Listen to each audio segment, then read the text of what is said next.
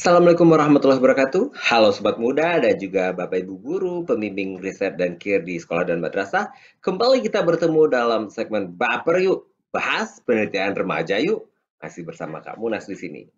Pada episode kelima kali ini kita masih membahas seputar MyRes. Kita akan ngobrol seru dengan salah seorang juri bidang saintek yaitu Kak Mai Valinda Fatra PhD atau biasa dipanggil Kak Linda. Beliau adalah dosen UIN Jakarta. Kita akan ngobrol-ngobrol seputar bagaimana penilaian di bidang saintek, lalu kesalahan-kesalahan apa sih yang biasa dilihat oleh juri di proposal tersebut. Nah, tentu saja teman-teman ini masih dalam rangkaian MyRes menuju madrasah hebat bermartabat. Buat teman-teman, Bapak Ibu guru yang baru pertama mampir di channel ini, silakan jangan lupa sedekah subscribe-nya ya. Oke, sudah subscribe? Subscribe ya. Oke.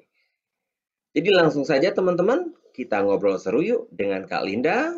Kita akan bahas apa sih yang dinilai oleh para juri, khususnya bidang saintek, lalu kesalahan-kesalahan apa saja yang sering ditemukan oleh juri pada proposal.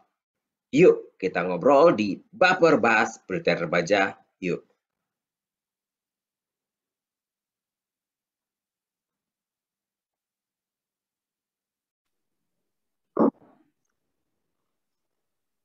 Oke, Assalamualaikum warahmatullahi wabarakatuh. Waalaikumsalam warahmatullahi wabarakatuh.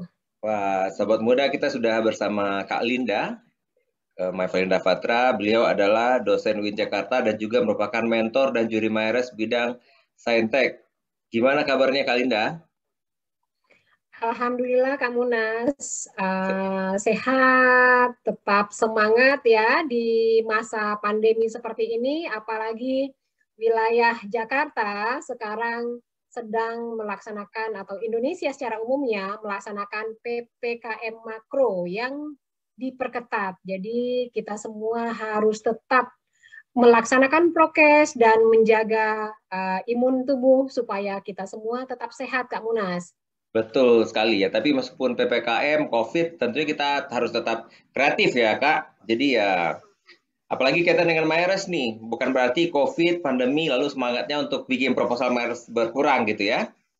Betul banget Kak Munas. Jadi walaupun situasinya berbeda dengan tahun-tahun sebelumnya, semangat tidak boleh pudar ya adik-adik, karena dengan semangat kita bisa melaksanakan kegiatan kita sebagaimana yang tahun-tahun lalu kita laksanakan. Dan tahun ini pun MyRes tetap dilaksanakan oleh Kementerian Agama.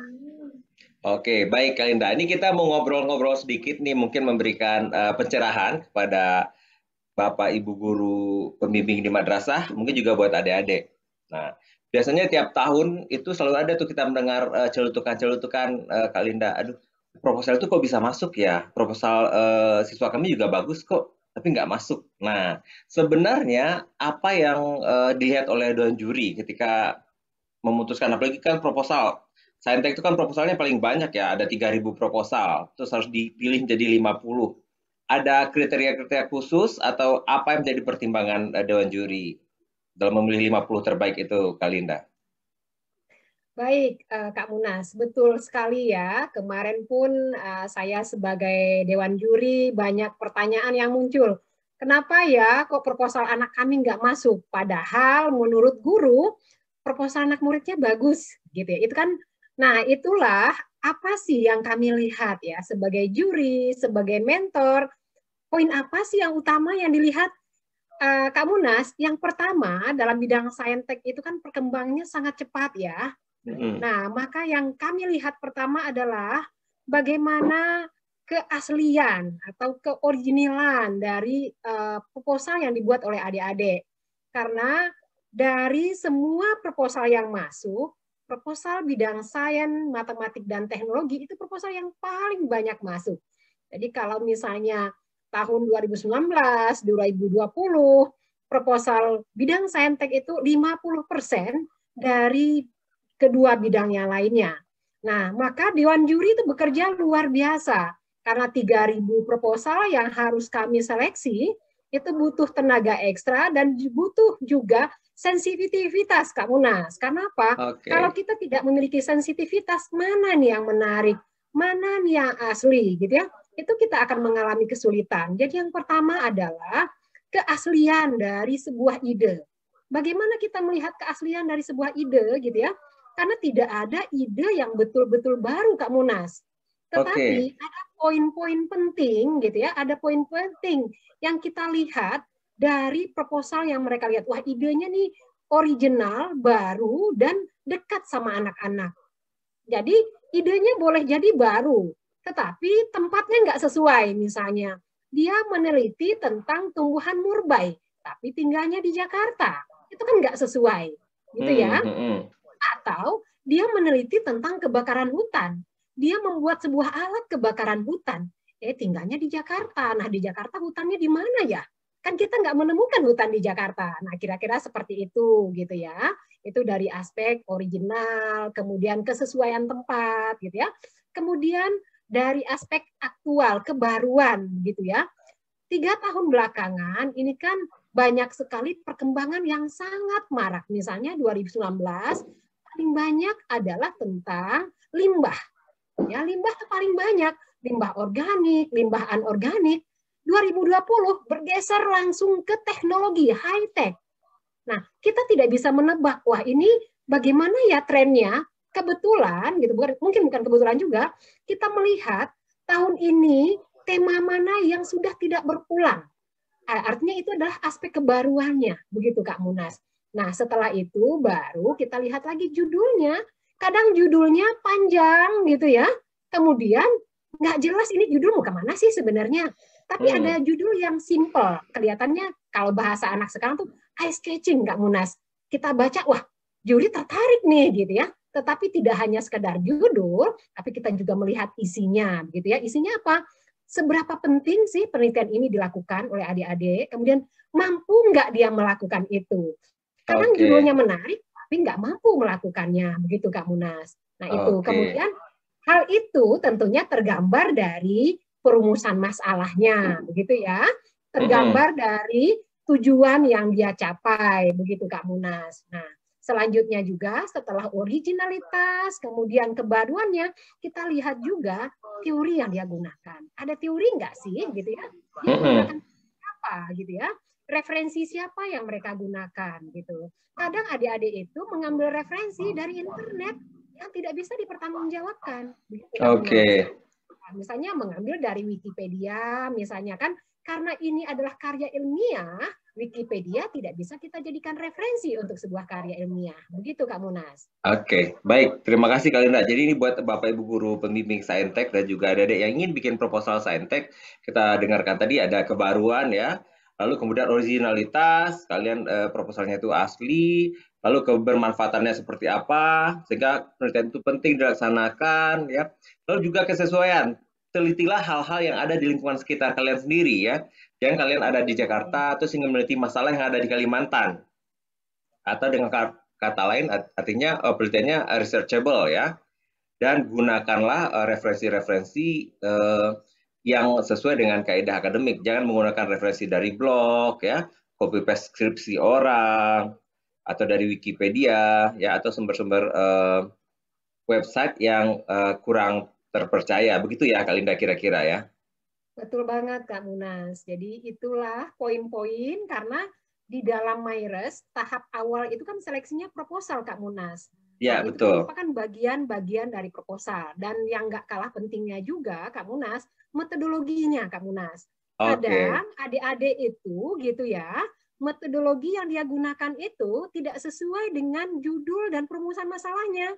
Perumusan Oke. masalahnya terlihat adalah penelitian kuantitatif, tetapi metodenya mereka buat metode kualitatif begitu. Nah, kemudian setelah mereka tulis metode kualitatif, mereka tulis populasi dan sampel. Itu bukan merupakan sintak atau kriteria dari penelitian kuantitatif. Nah, sering juga seperti itu Kak Munas. Jadi metodenya belum tepat dia gunakan. Jadi kalaupun idenya baru gitu ya, kemudian ada keasliannya, metodologinya nggak tepat, maka itu juga tidak bisa menjadi lolos dia di dalam proposal. Jadi harus konsisten Kak Munas, harus koheren dia ya, mulai dari judul, latar belakang, teori yang digunakan, sampai metodologi dan alat pengumpul data yang mereka gunakan. Begitu Kak Munas. Oke, jadi gitu ya Bapak Ibu dan teman-teman semuanya. Ada satu kata lagi nih, coherence ya.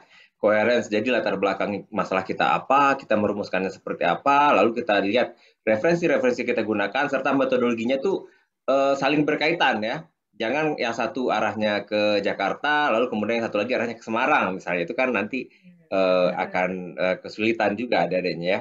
Nah, berkaitan dengan metode dan perumusan masalah, berarti itu ada katakanlah kesalahan ya Kak Linda ya, karena latar belakangnya apa, rumusan masalahnya apa, lalu metodenya apa. Nah, kira-kira selain tidak coherence-nya atau kurang coherence dari proposal tersebut, selama 3 tahun Myres ke belakang nih di bidang saintek, apa saja biasanya kesalahan-kesalahan yang cukup tercemati dengan baik oleh Dewan Juri di proposal, kesalahan di proposal?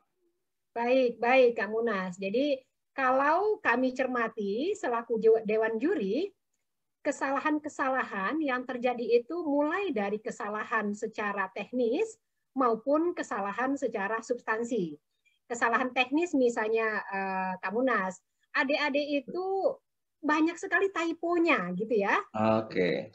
Banyak sekali typonya itu menunjukkan ketidaktelitian, ketidakseriusan. Karena salah satu prinsip dari sebuah kegiatan ilmiah itu harus teliti. Karena kan dia sifatnya sistematis. Di dalam sistematis itu perlu ketelitian, perlu kecermatan. Kalau menulis saja banyak sekali typonya, biasanya Dewan Juri sudah, wah ini nggak serius nih membuat proposalnya. Itu pertama. Yang kedua, tidak menggunakan bahasa Indonesia yang baik dan betul gitu ya, karena ini karya ilmiah, tentunya kita juga menggunakan bahasa ilmiah. Bahasa ilmiah itu gimana? Kalau dalam belajar bahasa Indonesia Kak Munas kan ada subjek, predikat, objek Kak Munas. Jadi tahu yang mana sih subjeknya ini, mana predikatnya. Itu kesalahan-kesalahan teknis biasanya Kak Munas, begitu ya. Nah, di samping itu juga ada kesalahan substansi. Tadi yang saya katakan, adik-adik itu membuat proposal gado-gado. Ya, gado-gado artinya apa? Comot sana, comot sini. Jadi mungkin bisa dikatakan kepalanya ular gitu ya, tapi buntutnya tikus misalnya seperti itu. Penelitiannya penelitian kuantitatif, analisisnya kualitatif misalnya. Itu yang kedua.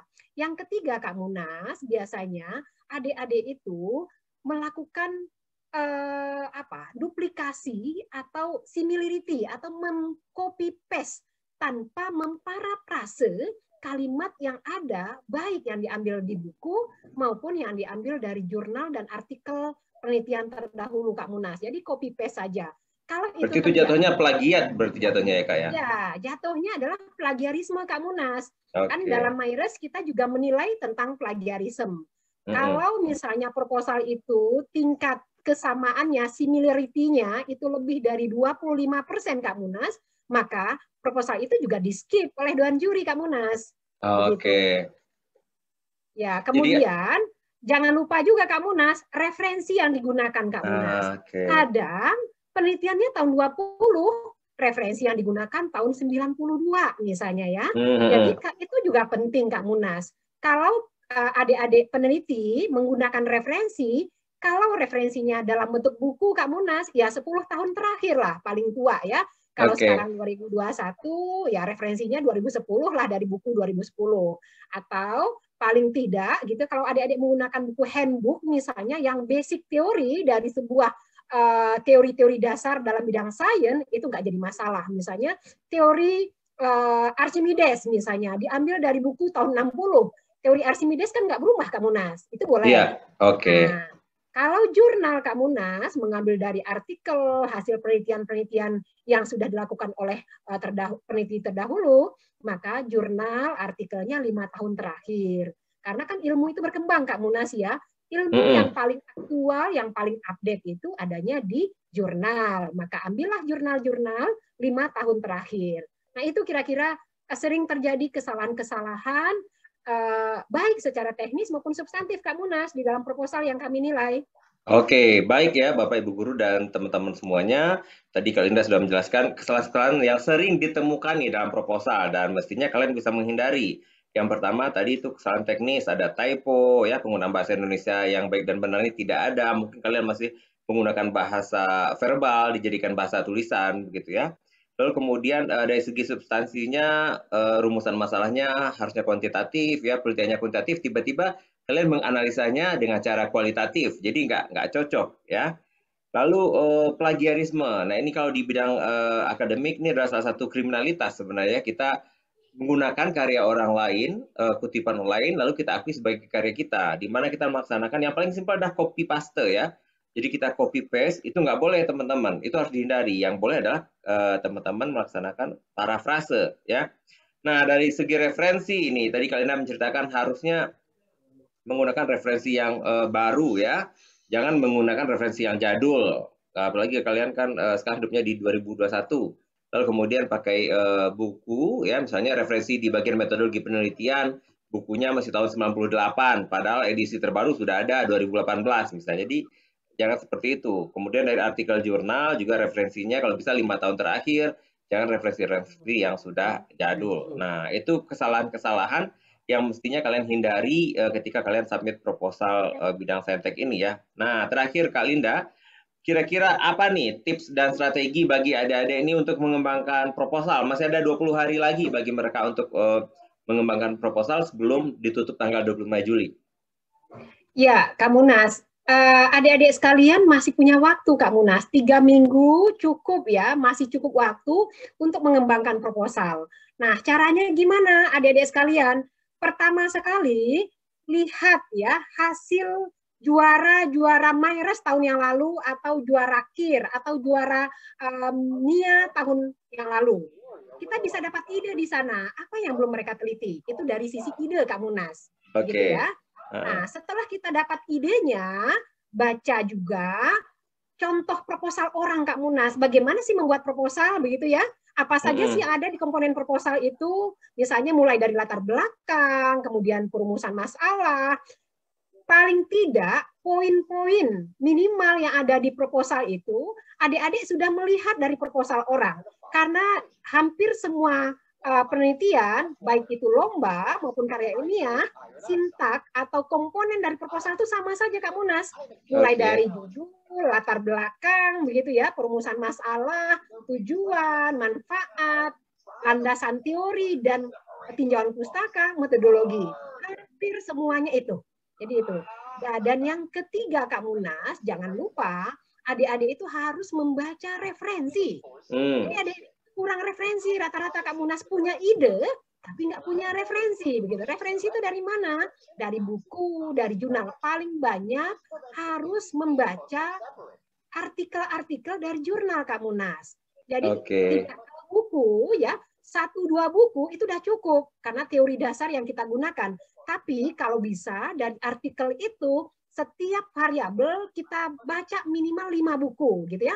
Nah, dari situ adik-adik akan mendapatkan ide. Adik-adik akan mendapatkan mana sih yang sudah diteliti orang, mana yang belum Kak Munas. Jadi dengan cara seperti itu, adik-adik bisa membuat proposal dengan baik. Dan yang terakhir tentunya adik-adik pahami cara menulis dengan baik menggunakan bahasa Indonesia yang baik. Kenapa? Karena kan ada paragraf di sana. Seringkali satu paragraf cuma dibuat satu kalimat. Padahal satu paragraf itu Kak Munas, itu satu ide pokok yang terdiri dari beberapa kalimat. Tapi kalau kita membaca penelitian orang, nanti kita akan, oh begini loh caranya membuat kalimat, begini loh caranya membuat proposal, itu akan punya pengalaman Kak Munas.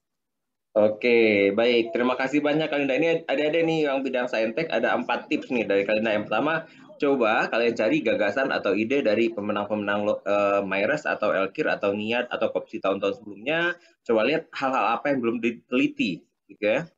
Yang kedua, kalian juga bisa dengan membaca ya, membaca literatur-literatur begitu ya.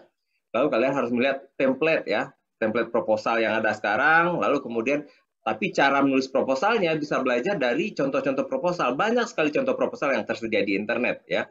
Karena Kak Linda tadi juga sudah menyampaikan sebenarnya formatnya seperti apa, template-nya seperti apa, akan tetapi kontennya tetap sama. Itu saja ya yang diminta pasti latar belakang, rumusan masalah, tujuan, manfaat, kajian teori, tunjangan pustaka, dan metodologi penelitian. Jadi dengan melihat contoh proposal, kita juga memberikan gambaran ya, apa yang mesti kita tuliskan. Dan yang terakhir tadi itu adalah tulislah dengan bahasa Indonesia yang baik dan benar. Ya, jadi dengan membaca referensi pun kita bisa belajar bagaimana seorang peneliti itu menulis dengan baik dan benar. Begitu kira-kira Kak Linda ya. Betul sekali Kak Munas. Jadi Oke. kita ajak nih adik-adik madrasah ya, baik madrasah sanawiyah, madrasah aliyah, ayo semangat menulis proposal, masih ada waktu kok. Jadi Oke. kalian masih punya waktu untuk itu. Begitu Kak Munas, semangat Baik. Kak Munas ya. Ya, baik. Terima kasih Kak Linda. Terima kasih banyak atas obrolan Sama-sama Kak serunya. Munas. Dan terima kasih juga buat pencerahannya, buat para guru pembimbing dan adik-adik Sanawiyah dan Madrasah Aliyah, serta tips dan triknya tadi untuk menyiapkan proposal dalam waktu 20 hari bersisa. Ya, sampai jumpa lagi Kak Ya. Linda. Stay safe, stay healthy. Ya, Sampai Assalamualaikum ketemu Kak warahmatullahi Munas. wabarakatuh. Assalamualaikum warahmatullahi wabarakatuh. Waalaikumsalam warahmatullahi wabarakatuh. Demikian episode kelima kita pada kali ini. Semoga adik-adik dan Bapak Ibu guru bisa mendapatkan manfaat dari obrolan-obrolan kita. Oke, buat yang tertarik mengirimkan proposal bidang saintek, siswa-siswa Madrasah Sanawiyah dan Madrasah Aliyah ditunggu sampai tanggal 25 Juli. Sampai jumpa lagi di episode baper berikutnya. Kak Munas pamit. Baper yuk, bahas penelitian remaja yuk. Bye-bye. Assalamualaikum warahmatullahi wabarakatuh.